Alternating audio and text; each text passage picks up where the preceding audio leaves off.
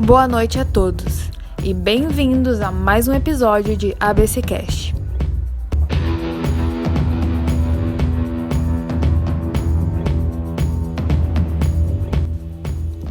Bem, começando então com algumas informações relacionadas com o encarceramento no Brasil, com base no Infopen de junho a dezembro de 2019, temos em torno de 748 mil presos em penitenciárias. Nós de Balneário Camboriú acabamos então nos vinculando com o Vale do Itajaí, município mais próximo, onde tivemos problemas para achar devidas informações, já que as mesmas não se encontravam no site e nem em nenhuma plataforma do governo. Nossa equipe entrou em contato por e-mail buscando ter esse acesso a essas informações e acabamos sim tendo um retorno de que o complexo prisional conta com 3 unidades ativas: o presídio feminino, com 208 presas, o presídio masculino, com 1.115 presos, e a penitenciária masculina, com 1.164 presos. No presídio ficam os presos provisórios, ou seja, aqueles cujos ainda não receberam condenação. Por sua vez, na penitenciária estão os presos que cumprem a execução de pena. Na unidade feminina, há uma separação de presas provisórias e de presas condenadas. Nada muito declarador, com base no Infopen do Brasil, que em geral tem as porcentagens de presos por etnia, sexo, idade, escolaridade e etc. Aqui não conseguimos ainda essas informações. Contudo, Melina da nossa equipe conseguiu entrar em contato com Leila Ferreira, agente do DEAP, Departamento de Administração Prisional de Santa Catarina, hoje atuando na penitenciária de Florianópolis. A mesma respondeu algumas perguntas. Confira agora. Olá, o prazer é todo meu em estar participando desse podcast. É sempre muito interessante falar sobre o sistema prisional. A gente pode abordar esse tema sobre diversos aspectos, né? A gente poderia falar sobre educação, trabalho, encarceramento em massa, sobre as visitas. Na verdade, são inúmeros os temas que a gente poderia abordar dentro do sistema prisional, né? E é muito interessante a gente ter essa conversa, esse diálogo, porque na maioria das vezes a gente acaba optando e vendo o sistema na mídia, né, enfoque assim, sempre por uma perspectiva ruim, né? Não que tenha como ter uma muito boa, né?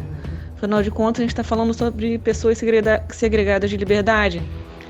Porém, existe uma evolução dentro do sistema, né? E é muito interessante mesmo debater isso. Bem, eu entrei no sistema em 2002, quando eu prestei o concurso para agente prisional. Depois disso, houve uma mudança na nomenclatura, nós passamos a ser chamados de agente penitenciário e agora, recentemente, de policial penal. Quando eu prestei o concurso, eu estava cursando Ciências Biológicas. Até então não era necessário o curso superior para entrar, hoje em dia já é necessário. E depois de ter a formação, de ter concluído esse ensino superior em Ciências, eu senti uma necessidade de fazer algo relacionado à minha atribuição, né, ao meu trabalho. Então eu resolvi cursar Direito, o que foi ótimo, excelente, assim. Eu acho que o curso de Direito, ele muda a sua visão de mundo, assim. Eu acho que agrega muito a pessoa. Hoje em dia eu sou plantonista do setor penal da penitenciária da capital e a gente faz de tudo um pouco, assim, o plantonista. Quando chega a polícia militar com o preso, a gente verifica se está tudo certo com o mandado de prisão. Quando ele recebe o alvará de soltura, eles enviam para a gente fazer uma análise se o preso pode ser solto ou não, se ele permanece preso por outro processo. Na verdade, são diversas coisinhas que a gente faz, né, com o plantonista do setor penal.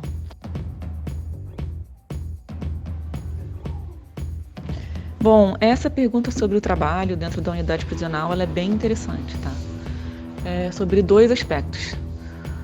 Bom, primeiro que o preso ele pode trabalhar para uma empresa, onde ele vai efetuar o trabalho e vai receber remuneração dessa empresa, né?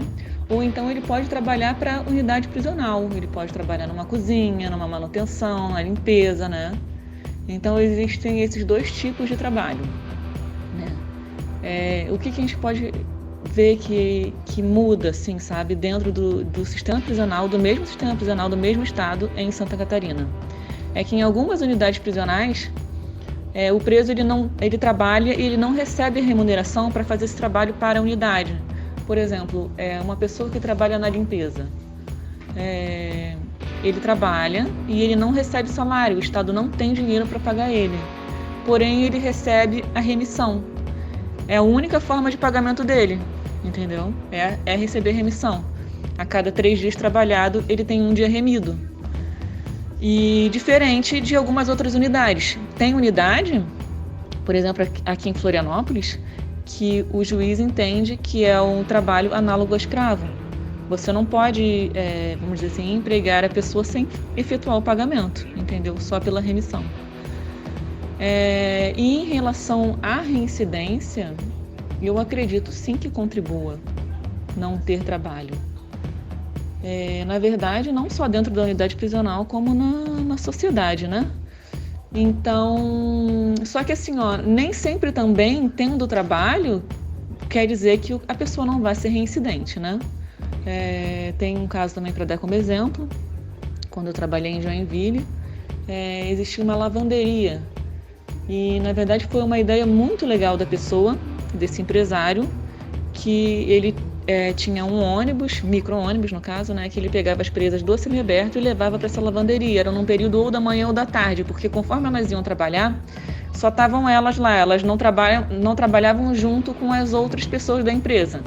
Então, era um determinado horário que só estariam elas. E lá elas tinham a remuneração, alimentação, elas recebiam cesta básica também, tinham um prêmio.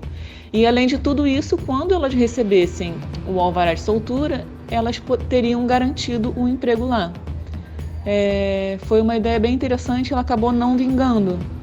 Mas para você ver que existem opções, sabe, de fazer isso dar certo, né? Não sei por que não deu certo, mas talvez pela distância, né? Existem diversos fatores que podem contribuir para a pessoa optar por não trabalhar, né? Nesse lugar especificamente. E assim, né? Quando o preso ele está no semiaberto e progride para o aberto, é realizada uma audiência admonitória, né? E nessa audiência ele tem que firmar um compromisso, né? São diversos itens. E o primeiro item lá é sempre estar trabalhando em atividade ilícita, devendo apresentar a comprovação em 30 dias. E assim, sempre que a gente realiza essa audiência, eu fico pensando, porque é irônico, né? Em tempos de pandemia, você falar isso para a pessoa, né? Mas é a realidade que a gente tem.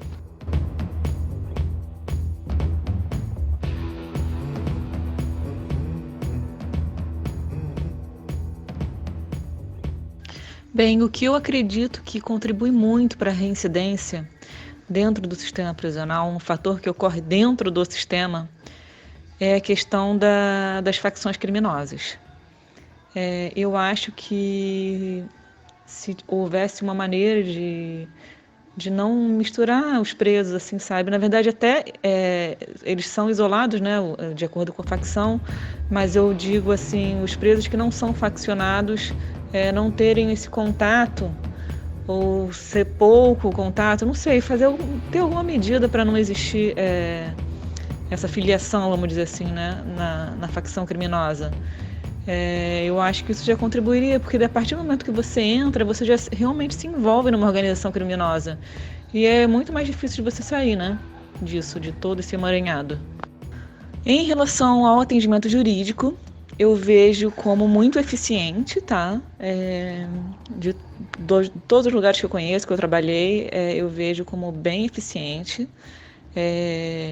Não só o setor jurídico da penitenciária, do presídio, mas a Defensoria Pública também tem um trabalho bem atuante dentro das unidades prisionais.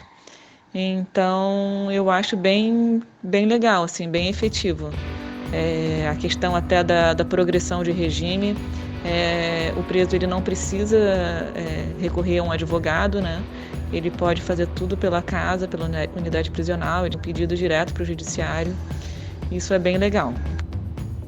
Eu acredito que para a gente ter um sistema prisional satisfatório, em primeiro lugar, a gente tem que respeitar a dignidade da pessoa humana.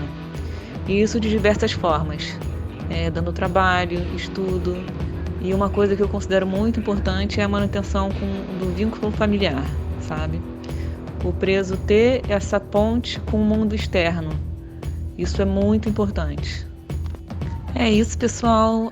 Eu que agradeço em poder participar desse podcast. Eu espero ter contribuído com a aula de vocês, com o conhecimento de vocês. Eu acho sempre importante debater, conversar, olhar sobre outra perspectiva. Né? Às vezes a gente tem uma opinião, a gente ouvindo outra pessoa falar faz a gente pensar e acabar mudando a opinião ou então mantendo a opinião. Isso é bem legal, tá? Um beijo, obrigada. Então é isso. Muito obrigada a você que ficou até agora nos escutando e até o próximo podcast.